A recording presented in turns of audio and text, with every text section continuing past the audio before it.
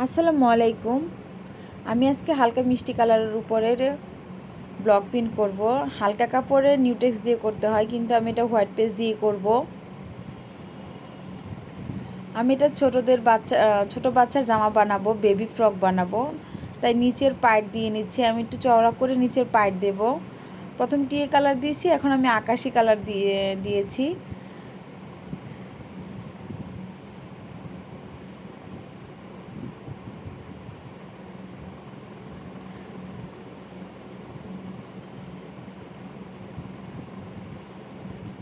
আর অবশ্যই ব্লক করার আগে আপনারা একটু ডাইসগুলোকে ভিজিয়ে রাখবেন, তাহলে ব্লকের ছাপটা সুন্দর বসে। আমি সবসময় আগে ভিজিয়ে রাখি, আধা ঘন্টার মতো ভিজিয়ে রেখে পরে সুন্দর করে মুছে পরে ব্লক করি।